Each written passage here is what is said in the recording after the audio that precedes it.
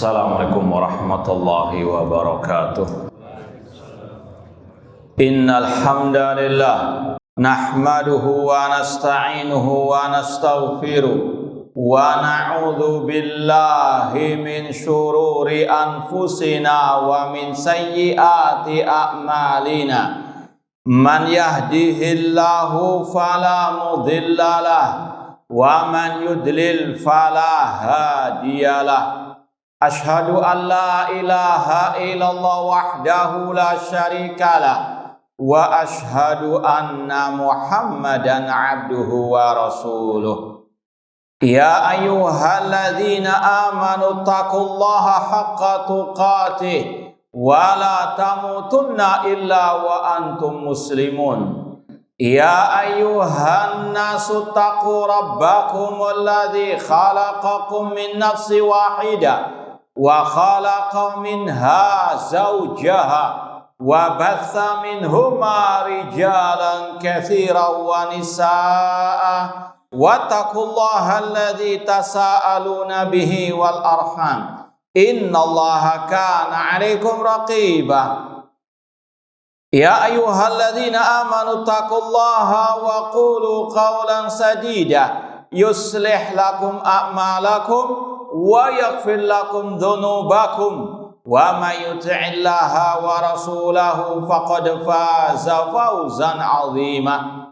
Amma ba'd, fa inna asdaqal hadithi kitabullah wa khairal hadi hadi Muhammadin sallallahu alaihi wasallam wa syarrul umuri muhdatsatuha wa kullu muhdatsatin bid'ah wa kullu bid'atin dhalalah wa kullu dhalalatin finnar. Ma'asal muslimin ikhwani fillah wa akhwati, bapak-bapak, ibu-ibu, saudara-saudari rahimani wa rahmakumullah.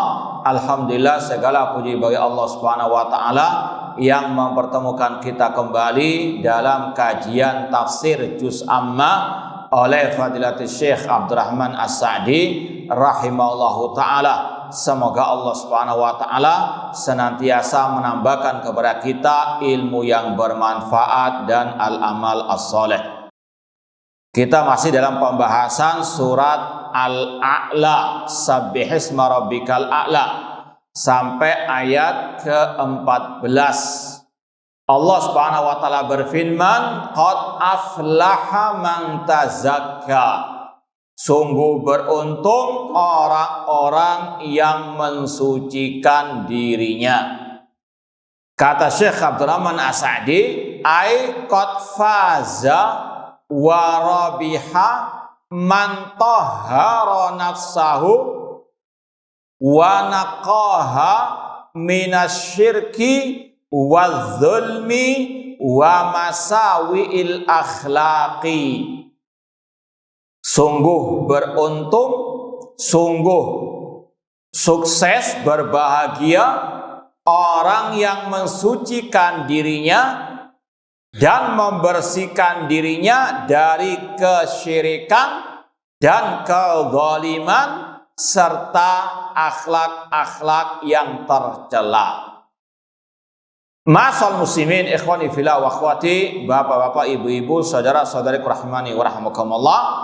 Ayat ini sama dengan firman Allah surat Asy-Syams, "Qad aflaha man zakaha wa qad khaba man dassaha."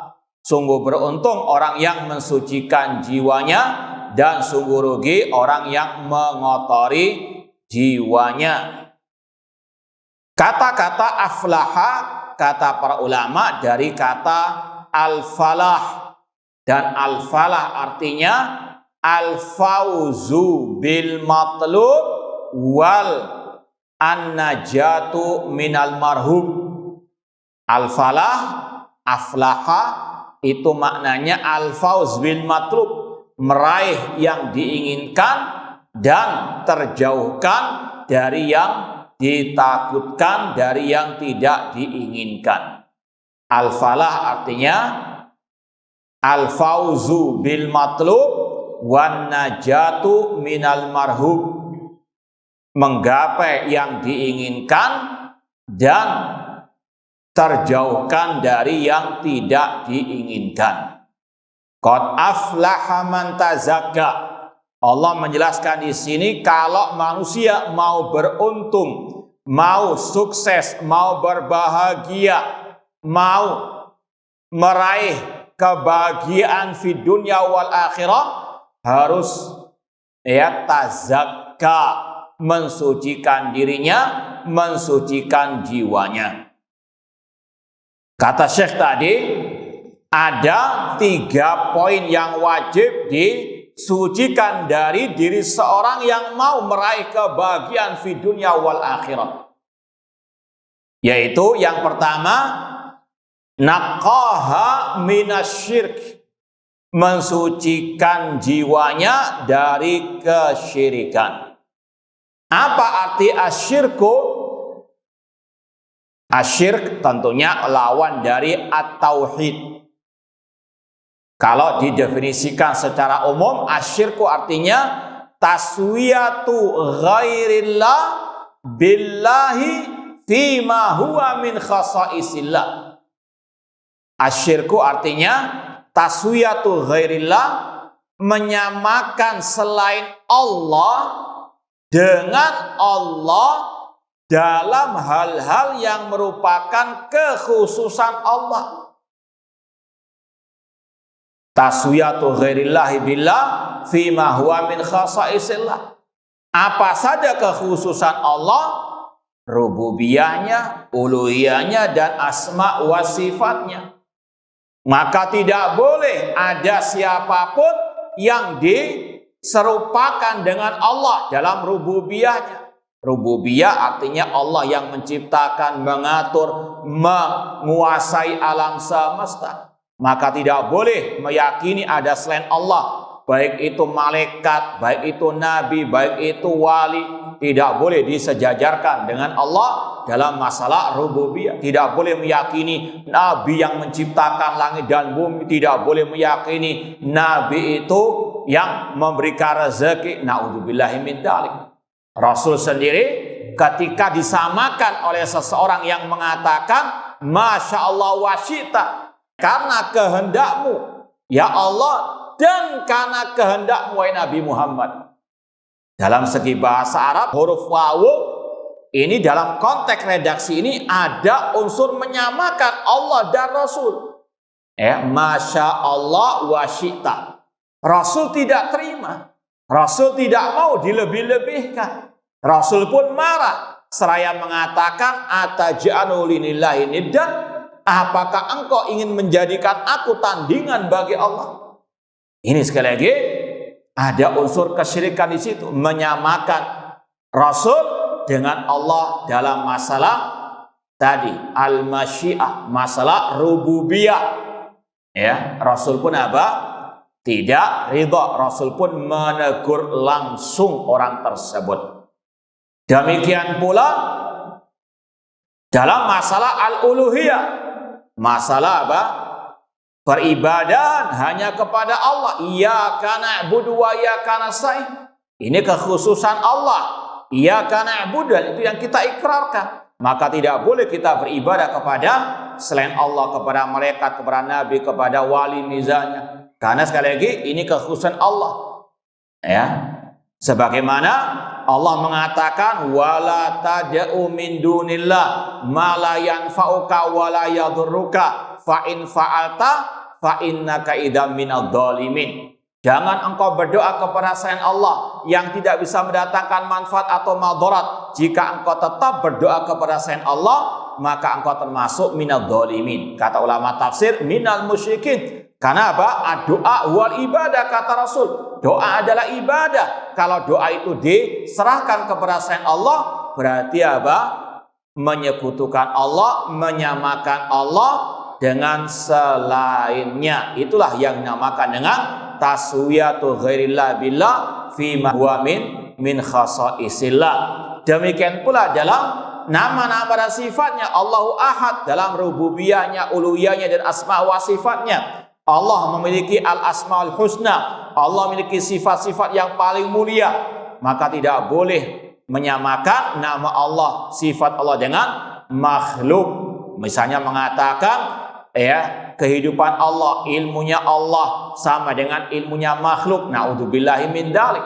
Kalam Allah disamakan dengan kalam makhluk. Ini adalah bentuk menyamakan Allah dengan makhluk. Ini yang disebut dengan asyirku. Dan seorang muslim yang mau meraih kebahagiaan di dunia wal akhirah harus mensucikan jiwanya dari segala bentuk kesyirikan dengan 3 macamnya tadi, syirik dalam rububiyah, uluhiyah dan asma wa sifat.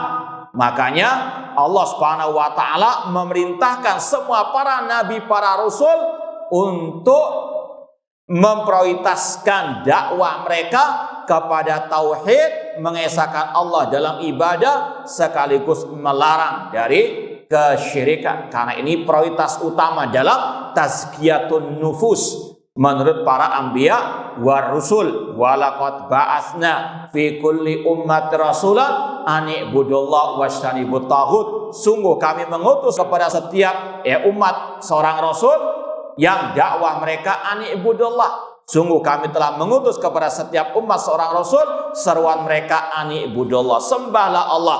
Ini tazkiyah nafsi yang pertama, mengesahkan Allah dalam ibadah dan membersihkan dari asyirku wajtanibut taghut, meninggalkan segala bentuk sesembahan selain Allah. Dan ini yang juga diperintahkan kepada Nabi kita Muhammad SAW di awal dakwah beliau, wa thiyabaka fatahhir, adapun pakaianmu maka sucikanlah. Tazkiyatun nafsi yang pertama, sekali lagi, mensucikan jiwa dari kotoran syirik kepada Allah Subhanahu wa taala. Dan ini yang juga Allah firmankan di awal-awal surat Fussilat. Kalau tidak salah ayat yang ke-6 dan ke-7, Allah mengatakan wa wailul lil musyrikin alladzina la yu'tunaz zakah wa hum bil akhirati hum kafirun. Kecelakaan bagi orang-orang musyrikin, yaitu mereka-mereka yang tidak mensucikan dirinya. La yu'tunaz zakah. Kata sebagian ulama tafsir, arti la yu'tunaz zakah yaitu mereka-mereka yang tidak mengesahkan Allah dalam ibadah, tidak mensucikan dirinya dari segala bentuk kesyirikan kepada Allah. Dan Allah menamakan orang musyrikin itu najis. Dalam surat At-Taubah, innamal musyrikuna najas. Sesungguhnya orang musyrikin itu najis, artinya kotor maknawi. Makanya fala yaqrabu Masjidil Haram ba'da amin hada. Mereka dilarang mendekat ke Masjid Al-Haram. Intinya kesyirikan adalah kekotoran yang wajib setiap muslim muslimah mensucikan jiwanya darinya kalau mau beruntung, mau sukses, mau bahagia di dunia maupun di akhirat. Apalagi Allah banyak mengancam dengan ancaman yang berat bagi orang yang jatuh ke dalam kesyirikan. Walau asyraku lahabita anhum ma kanu ya'malun. Seandainya mereka berbuat syirik, gugur semua amal ibadah mereka. Innallaha la yaghfiru an yushraka bihi. Allah tidak mengampuni dosa syirik. Wa yaghfiru ma duna dzalika liman yasha. Namun masih mengampuni dosa syirik bagi yang dia kehendaki. Innahu man yusyrik billah faqad harramallahu 'alal jannah wa ma'wahu nar wa ma lidh-dhalimina min ansar. Sesungguhnya barang siapa berbuat syirik, Allah haramkan baginya surga, tempatnya api neraka. Maka ini prioritas utama seorang muslim muslimah ketika mau mensucikan jiwanya. Yang pertama, mensucikan dari segala kotoran syirik kepada Allah Subhanahu wa taala, baik dalam rububiyah, uluhiyah ataupun dalam asma wa sifat. Qad aflaha man tazakka, di antaranya tazakka tahara nafsahu wa naqaha minasyirk. Kemudian wal dzulm, dari kezaliman. Ini muamalatul khalq bil khalq. Kalau mau diringkas, mensucikan yaitu dalam masalah akhlak.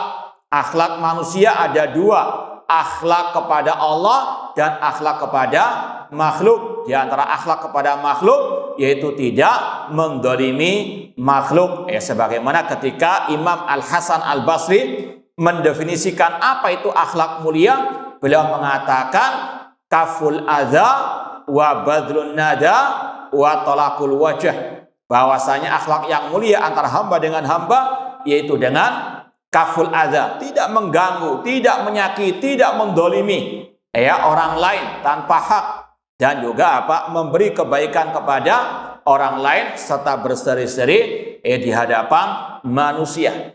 Yang pertama itu kaful adza, tidak mengganggu. Maka kebalikannya, kalau dia mengganggu, mendolimi orang, berarti dia mengotori jiwanya dengan kedzaliman tersebut. Dan kata Rasul SAW, ittaqil dzulma fa inna dzulma dzulumatun yaumal qiyamah. Hati-hati dari kedzaliman, karena kedzaliman kegelapan pada hari kiamat. Dan sudah sering kita sampaikan, ingat di hari kiamat akan ada pengadilan yang paling adil. Kalau orang itu bebas mendolimi di dunia tanpa dihukum, ingat di hari kiamat akan ada kisos. Jangankan antara manusia, antara hewan dengan hewan saja ada kisosnya. Seperti dalam surat apa? Ingat enggak? Surat apa? Masa lupa? Hah? Gak ada yang ingat? Ini Murojaah. Awal juz amma surat apa? An-Naba. Yaqulu ya laitani kuntu turaba. Orang kafir mengatakan alangkah baiknya jika aku menjadi tanah. Ini ketika mereka melihat kambing yang bertanduk itu dikisos oleh Allah ketika dia mendolimi yang tidak bertanduk pada waktu di dunia, dikisos. Namun mereka karena hewan tidak punya akal, maka dijadikan tanah, tidak diadab di neraka. Maka orang kafir ketika melihat hal tersebut, mereka mengharapkan menjadi tanah, agar tidak diadab di neraka. Intinya antara hewan saja dikisos pada hari kiamat, apalagi antara manusia. Dan sudah sering kita sampaikan hadis tentang al-muflis. Atadruna mal muflis fikum? Apakah kalian tahu tentang orang yang bangkrut pada hari kiamat? Para sahabat ketika ditanya, atadruna mal muflis fikum? Tahukah kalian siapa yang bangkrut? Para sahabat menjawab, mala dirhama wala dinar. Orang yang bangkrut yang tidak punya dirham, tidak punya dinar, tidak punya harta. Kata Rasul, al-muflis min ummati man ya'ti bis salati waz zakati was saumi. Mereka yang bangkrut pada hari kiamat yang datang dengan pahala salat, pahala puasa, pahala zakat, wa qasyatama hadza wa qadhafa hadza wa safaka dama hadza. Kata Rasulullah SAW, orang yang bangkrut yang pada hari kiamat membawa banyak pahala ibadah, namun dia mencela tanpa hak, menuduh orang lain tanpa hak, memukul orang lain tanpa hak, demikian pula sampai menumpahkan darah orang lain tanpa hak. Fa ukhida min hasanatihi, maka diambil dari kebaikan orang yang mendatangkan pahala yang banyak tadi. Gak ada artinya pahala tersebut diberikan kepada yang didoliminya. Kalau sudah habis, maka kejelekan yang didolimi akan diberikan kepada orang yang berbuat dolim. Makanya orang yang misalnya didolimi di dunia, dia tidak bisa membalas, maka serahkan kepada Allah Subhanahu Wa Taala. Di hari kiamat insya Allah banyak pahala yang mengalir. Demikian pula kata para ulama, ingat orang yang berbuat dolim, kata Allah Subhanahu Wa Taala, fala tahsabannallaha ghafilan amma ya'malu dzalimun. Jangan kalian mengira Allah lupa, Allah lalai dari apa yang diperbuat oleh orang-orang yang zalim. Semua akan ada al-qisas pada hari kiamat. Demikian pula Rasul mengatakan, man qala fi mu'minin ma laysa fi hubisa fi radatil khabal hatta yakhruja mimma qala. Barang siapa yang menuduh saudaranya yang mukmin tanpa hak, tanpa bukti yang nyata, tanpa bukti yang benar, maka dia akan ditahan di dalam kotoran. Dalam tafsir ulama, radghatil khabal, nanahnya penghuni api neraka. Naudzubillahi min dzalik. Ini balasan orang-orang yang zalim, diantaranya menuduh saudaranya tanpa hak. Naudzubillah min dzalik. Maka salah satu cara tazkiyatun nafsi mensucikan jiwa dari az-zulm, kezaliman. Naudzubillah min dzalik. Wa masawil akhlak, demikian pula akhlak-akhlak yang tercela. Di antaranya juga tadi kezaliman, hasad, iri dan dengki. Maka ini yang wajib untuk dijauhkan. Kalau tidak salah pernah kita sampaikan bagaimana bahaya hasad. Hasad itu adalah dosa pertama di langit maupun di bumi. Hasad itu adalah perilakunya, kelakuannya iblis ketika dia diperintah oleh Allah sujud kepada Adam, dia tidak mau. Kenapa? Dia hasad, iri dan dengki kepada Adam. Kenapa kok Adam yang dimuliakan, bukan dia? Ana khairan minhu khalaqtani min narin wa khalaqtahu min tin. Ya Allah, aku lebih baik daripada Adam. Engkau ciptakan aku dari api, sedangkan Adam engkau ciptakan dari tanah. Makanya kata Al-Imam Ibnu Qayyim rahimahullah, al-hasid min junudi iblis.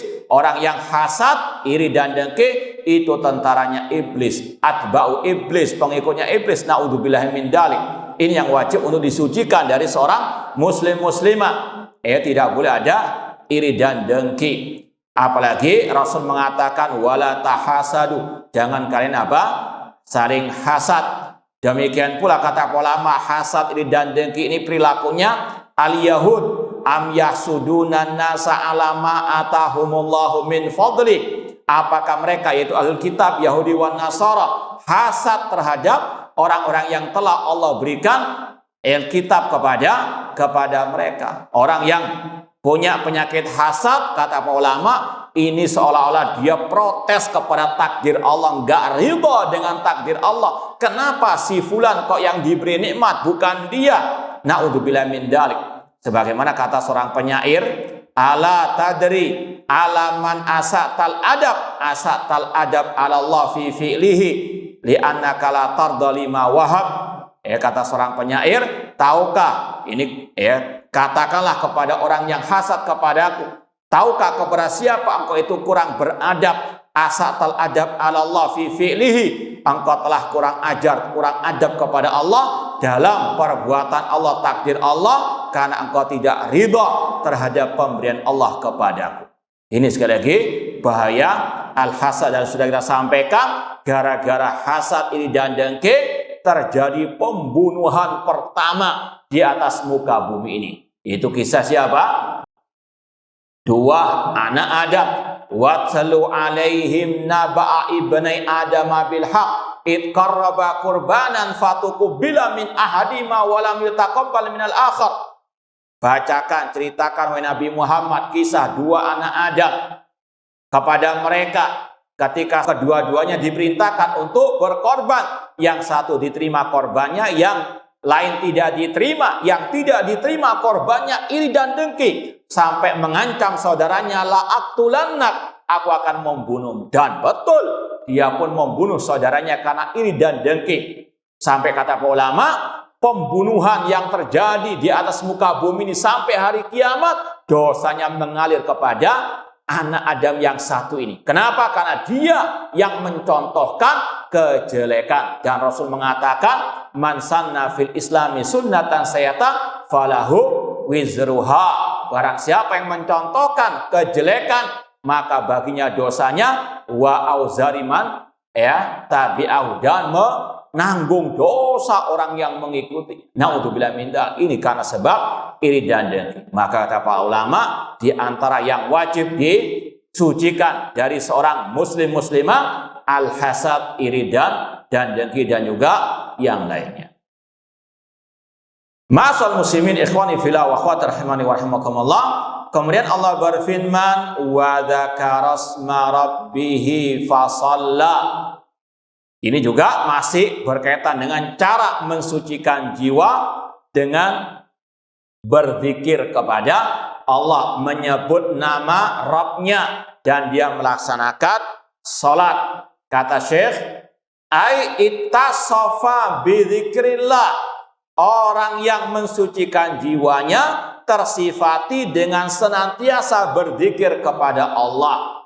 wan sabagha bihi qalbuhu, dan hatinya juga selalu mengingat Allah Subhanahu wa taala. Jadi nyambung antara hati dan lisan, lisan dan hati. Bergerak lisannya, hatinya juga apa? Mengingat Allah Subhanahu wa taala. Jangan lisannya saja ya mengucapkan zikir subhanallah namun hatinya hampa. Namun kata Asy-Syaikh, ya zikir harus dengan hati dan lisan. Ya, lisan ini bergerak mengucapkan ya zikir kepada Allah, entah itu at-tasbih subhanallah, tahmid alhamdulillah, atau takbir Allahu akbar, atau at-tahlil la ilaha illallah. Namun hati juga apa? Connect, nyambung, hati juga mengingat Allah, memahami apa yang dibaca oleh lisan. Sebagaimana kata al-Imam Ibnu Qayyim rahimahullah, afdalu dzikri wa anfa'uhu ma wa'al qalbul lisan. Zikir yang paling afdal, yang paling bermanfaat, yang dibaca oleh lisan dan dipahami oleh hati.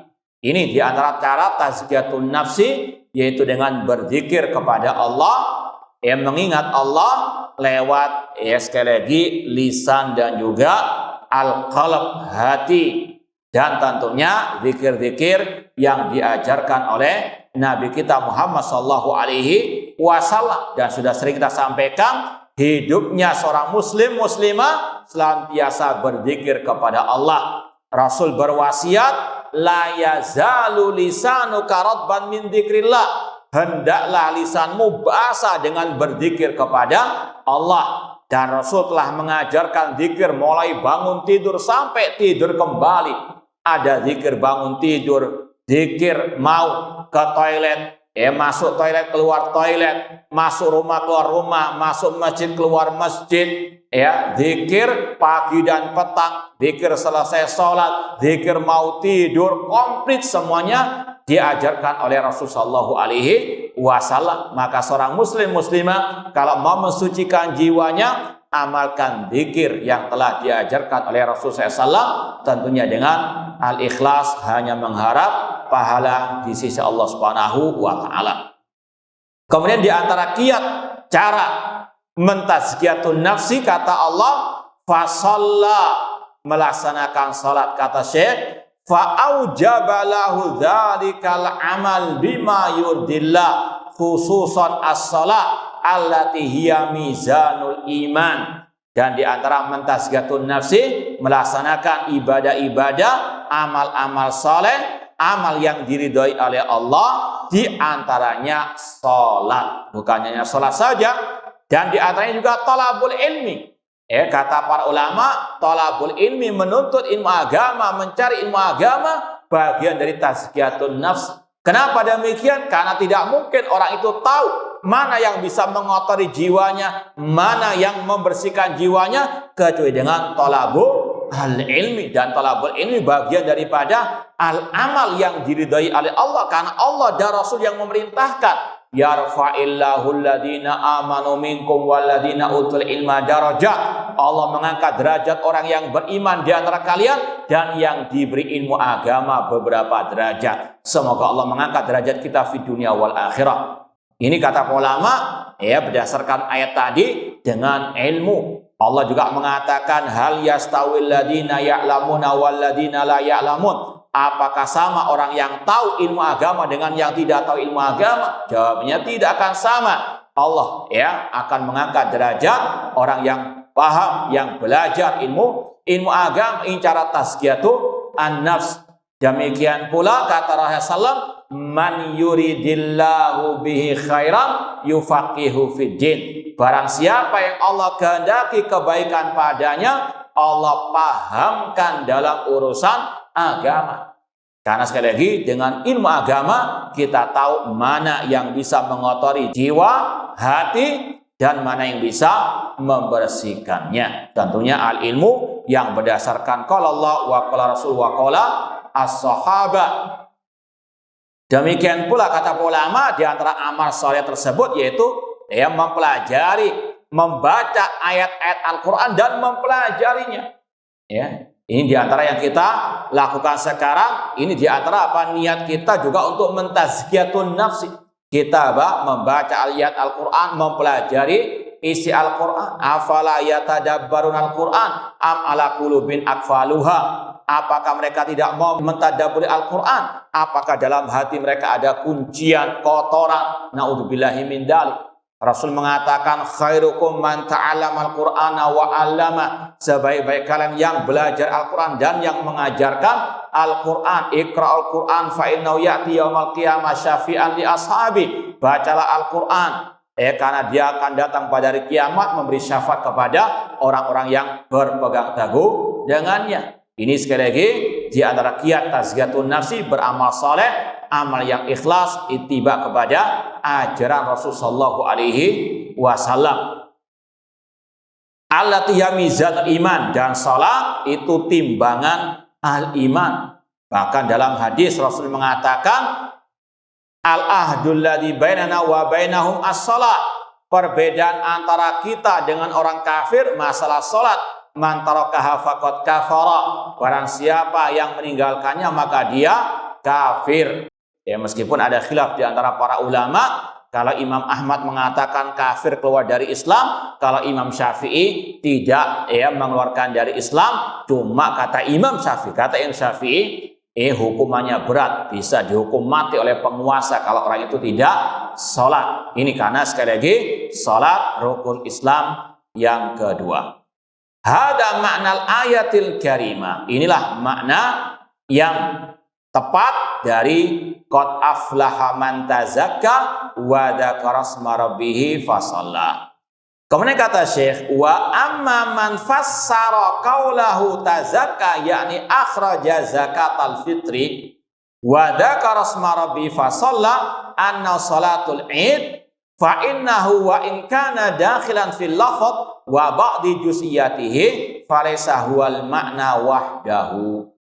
Kalau ada yang mentafsirkan ayat tadi dengan kata-kata tazakka, mengeluarkan zakat fitri, dan dia melaksanakan sholat yaitu sholat Idul Fitri, artinya ayat ini diarahkan kepada zakatul fitri dan sholat Idul Fitri, maka kata Syekh, meskipun itu memang salah satu bagian maknanya, tapi itu bukan inti maknanya.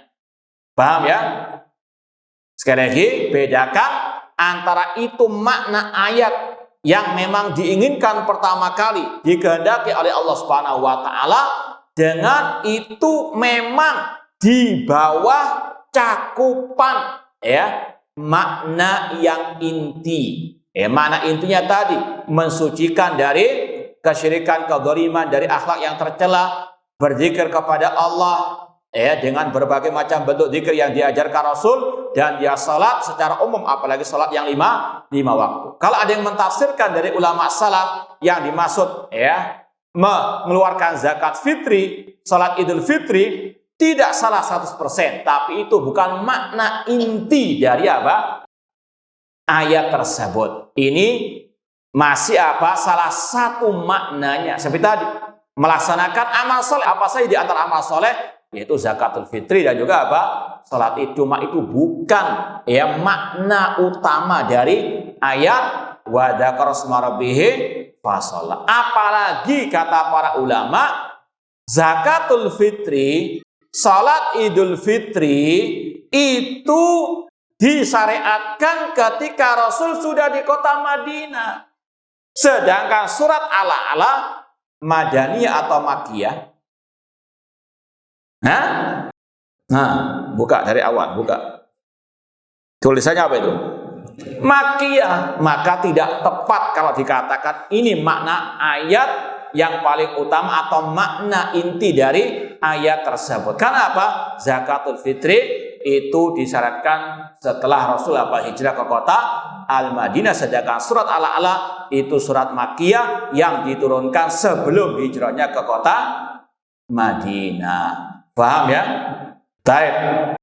Makanya kata Syekh, fa inna wa in kana dakhilan fil lafzi wa ba'di juz'iyatihi falaysa huwal makna wahdahu. Dan kata para ulama dalam usul tafsir atau kaidah tafsir, selama makna itu ya tidak keluar dari redaksi keumuman ayat, maka tidak disalahkan. Cuma bedanya mana makna yang diinginkan pertama kali dari ayat tersebut dengan itu bagian dari makna yang diinginkan. Contoh misalnya tentang masalah Al-Kautsar. Apa itu Al-Kautsar? Kata Imam Qurtubi, ada mungkin 16 penafsiran ulama. Al-Kautsar ada makna yang mengartikan Al-Islam, ada yang mengatakan Al-Quran, ada yang mengatakan Al-Fiqhu Fiddin.